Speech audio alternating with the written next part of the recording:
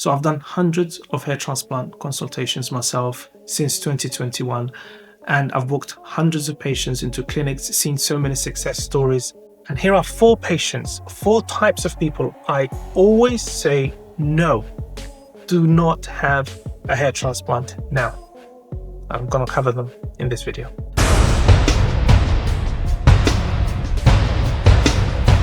So the first type are people who have unstable hair loss. Basically, they show you a picture of them 2 years ago and they look way worse now. So their hair loss, the rate of their hair loss is accelerating. It's off the charts. For those types of people, I say, no, don't do it. It's not the right time, because guess what?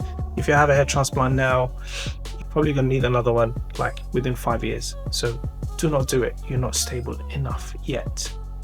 The second type of people I say no to are people who are completely and utterly unwilling to have any sort of hair loss medications.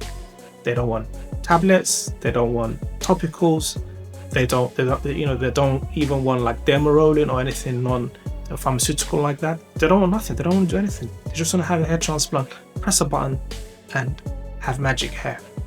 Those types of people I've always said no to, and they usually get upset with me in consultations because they'll be like, oh, I thought you were gonna I paid you to tell me the best clinic for my hair. And I'm like, listen, I can give you a clinic, but they're gonna tell you the same thing if they are an ethical clinic. And if they're not ethical, they're just gonna take your money and gonna end up looking like a ugly duckling. Don't do it. Hi, a quick message before the video resumes. Thinking about getting a hair transplant? It's a massive gamble dropping thousands without knowing if you'll even look good. Stop guessing. Upload a selfie to our AI app and see an extremely accurate, hyper-realistic video model of your future hairline from every angle. The tool takes into account your donor potential, age, and hair type, and every single result is reviewed by an expert to ensure it's realistic and accurate. See your results before you buy. It's less the cost of a coffee. See below this video for details. Now, let's get back to the content. The third type is people who are chasing a 20-year-old hairline. Like the guy is like 40 or 45 and he wants to have a hairline that starts here, like a military salute. Why?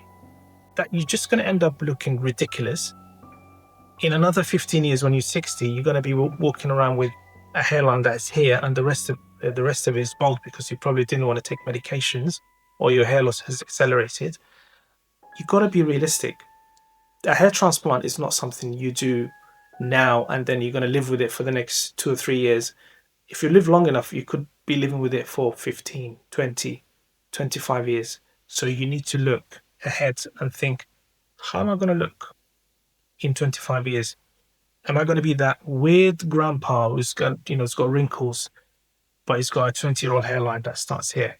It's not going to look good. And the fourth type I've always said no to is people who are very early on in the consultation. They like, I have $1,200. What's the cheapest clinic you can find me? Seriously, when I hear that, red flags go up. I take my headset off. I kind of hold my head like that, my forehead, and I'm like, this guy is not ready. Basically, he's got as much money as he can get, and he's hoping that that small amount of money that is never going to work is going to be enough for him to fix his hair. And some of them, I've had one guy who's like a Norwood 4 or 5, like really bald. And he wanted, I think he had about £1,300. He wanted to fix his entire scalp from hairline to crown with full, dense hair for £1,300.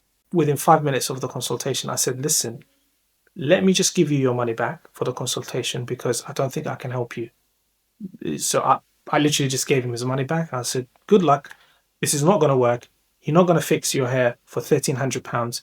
Either save up more money and come back, or you're just going to end up with like a really, really, really dodgy clinic who are going to take £1,300 and then give you a botched job. Just get rid of you, take your money, get rid of you, and you've messed up your donor hair and you've wasted money. This is why I always say, if you are thinking of a hair transplant, get independent advice. get advice from someone who does not run a clinic themselves. I offer that advice. If you want to go with someone else, go with someone else, but just get that independent advice, because you might just discover something that saves you money and saves your donor hair. But if you want my own details in terms of my consulting service, the details are below this video.